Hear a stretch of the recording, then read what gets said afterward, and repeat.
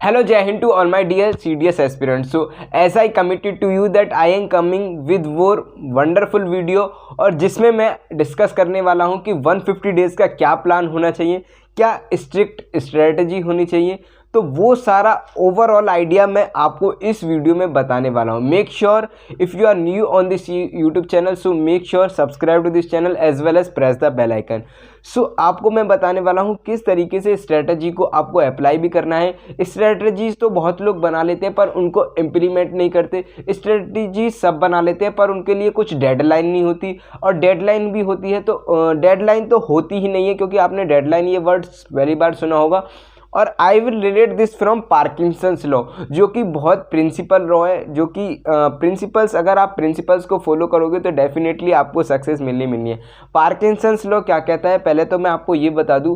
Parkinson's law ये कहता है कि जस्ट इमेजिन कि आपके पास एग्ज़ाम के लिए 2 मंथ है, तो आप क्या करोगे कि और आपने डिसाइड कर लिया कि मेरे को इस 1 मंथ में ये कंप्लीट करना है 5 चैप्टर, तो आप 5 चैप्टर कंप्लीट कर सकते हो. अगर हमने टाइम को बढ़ा दिया, इंक्रीज़ कर दिया, इफ़ वी हैव इंक्रीज्ड, और आपने सोचा कि अब मंथ मेरे पास 4 हैं और एग्ज़ाम 4 मंथ बाद होगा, तो आप उन्हीं 5 चैप्टर्स को कवर करने के लिए ज़्यादा टाइम लोगे, यानी 2 मंथ या 2.5 मंथ भी लग सकता है. तो वो डेडलाइन, यानी डेडलाइन बहुत होना ज़रूरी है. डिसाइड करना तो ज़रूरी है ही है, उससे ज़्यादा deadline, urgent and not urgent, और इम्पोर्टेंट और नॉट इम्पोर्टेंट, ये अगर आप इस अगर प्रायोरिटी से चलेंगे तो डेफिनेटली आपका ये जो प्लान एग्जीक्यूट हो जाएगा और आप आसानी से गेट थ्रू हो जाएंगे एग्ज़ाम में.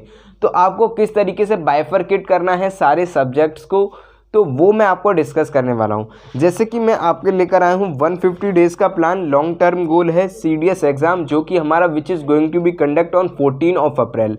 तो 14 अप्रैल को हमारा कंडक्ट होने वाला है. नोटिफिकेशन इसका रिलीज़ होगा 21 दिसंबर, जिसके हमारे पास अप्रॉक्सीमेटली 150 डेज़ 5 मंथ है. इस तरीके से प्लान बनाना है आपको. इस तरीके से पेज लेना है सिंगल सीट A4 साइज़, और उसी पे ये सारा कुछ मेंशन कर लेना है. मैं आपको बता रहा हूँ, आप पेन डाउन कर सकते हैं. After at the end of video I will show you this कि आपको किस तरीके से बनाना है. बनाने के बाद ये नॉट ओनली डू, ये आपको बनाना ही नहीं है, after that you have to implement और विद डेडलाइन. तो वो आपको कमिटमेंट होना चाहिए. अगर कमिटमेंट नहीं करोगे तो आपका अचीव उस डेस्टिनेशन तक नहीं पहुंच पाओगे. आपके अंदर जो आग है उसको जगाना पड़ेगा. तो आपको first of all you have to give 60 days, जैसे कि मैंने इसमें दिखाया है आपको. यानी ये जो मैंने प्लान बनाया है, 60 डेज़ आपको देने हैं रिवीजन को, मॉक को, PYQ को और प्रैक्टिस को. क्या कहते हैं, आपको मैं बता दूं फॉर योर नॉलेज कि वो हम कोर्स तो टाइम पे कवर कर लेते हैं. यानी कि if suppose that exam is going to be held on 14 April, we cover the syllabus on it might be possible 10 April और 5 अप्रैल.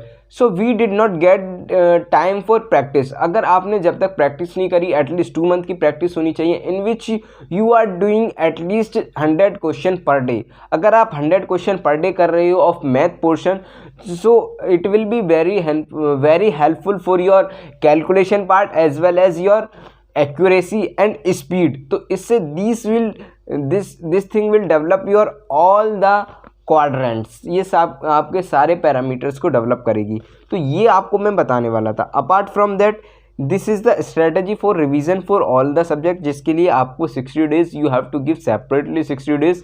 And apart from that I am telling you from the math portion you have to give our mathematics is divided into 2 parts. One is arithmetic and another one is advance, जिसमें आपको arithmetic के लिए time लग सकता है approximately 1.5 month. तो आप online भी पढ़ सकते हैं और आप कोई मैथ बुक भी रेफरेंस यूज़ कर सकते हैं. मैथ बुक ओनली प्रैक्टिस के लिए. फर्स्ट ऑफ ऑल क्या होता है कि कंसेप्ट्स नहीं हो पाते हैं. कुछ एस्पिरेंट्स ऐसे होते हैं, उनकी शिकायत आती है, मतलब कि वो क्वेरी आती है कि वो क्वेश्चंस नहीं, they are not able to make the questions, why it happens. और इसके लिए आपको क्या करना चाहिए? The solution of this problem is you have to entire syllabus. आपको पहले सिलेबस करना है. अगर किसी चैप्टर से क्वेश्चन नहीं बन रहे, so you have to do all the concept of those chapter. उस चैप्टर के आप सारे कंसेप्ट करोगे, फिर उसके बाद क्वेश्चन लगाने आपके पास. अगर वन और एटलीस्ट आपको ये भी सोचना है कि 1 2 3 4 तो डाउट आते ही आते हैं किसी ना किसी चैप्टर में, तो वो आपके लिए उसको वरीड नहीं होना है। तो इसका भी मैंने आपको सॉल्यूशन बता दिया है। उसके बाद एडवांस के लिए आपको मिनिमम बेयर मिनिमम 3 मंथ चाहिए in which you will cover the syllabus. उसके बाद आप रिवीजन करोगे, जो कि मैंने आपको 60 डेज बता दिए।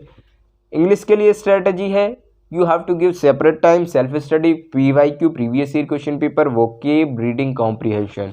ये ऐसे पार्ट हैं जिससे क्वेश्चन आ ही रहे हैं। In every year question is coming, UPSC is asking definitely on this portion previous year question paper. When you will analyse the previous year question paper you will reach on this conclusion that vocabulary आती है, reading portion से आ रहे हैं। तो ये तो हो गया हमारा इंग्लिश पोर्शन। ज्योग्राफी GS को बाइफरकेट कर लिया, geography, polity, science, current affairs, history. So you have to prioritise this according to you, in which if you are from science background तो आप साइंस को क्या कर सकते हो, स्ट्रॉन्ग पार्ट होगा डेफिनेटली। साइंस के लिए आपको 9th 10th फिजिक्स, और ये आपके लिए ज़्यादा टाइम नहीं लगेगा, 9th 10th की NCERT करनी है। And you have to just do 10 years previous year question paper, और इसमें आपका ऑलमोस्ट 1.5 month 45 days लगेंगे।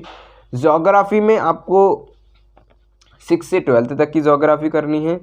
मेरा कहने का the meaning of what I want to say this कि आपको डेडलाइन करनी पड़ेगी। डेडलाइन जैसे मैंने आपको बताया कि साइंस को आपको 45 डेज देने हैं, तो 45 डेज में आपकी फिनिश हो जानी चाहिए। ज्योग्राफी में आपको क्या करना है, आपको ज्योग्राफी 6 से 12th तक, then apart from GC Leong you have to make your notes and just keep revise them. Polity के लिए M लक्ष्मीकांत है, और करंट अफेयर्स के लिए आप कोई भी चैनल को विजिट कर सकते हैं, यूट्यूब चैनल, जिससे कि आपके IS लेवल के, क्योंकि और you have to figure out that areas जिससे आपके स्पोर्ट्स के आ रहे हैं, स्पोर्ट्स के, डिफेंस के, इसी तरीके के एक्सरसाइज पे पूछे जाते हैं क्वेश्चंस। हिस्ट्री के लिए आप हिस्ट्री को आई विल सजेस्ट यू कि हिस्ट्री से क्वेश्चन कभी समटाइम्स इट हैपन्स। तो ये सारा प्लान था। हिस्ट्री से कम क्वेश्चन आते हैं नो डाउट, पर हिस्ट्री बहुत वास्ट है, तो दैट विल टेक टाइम।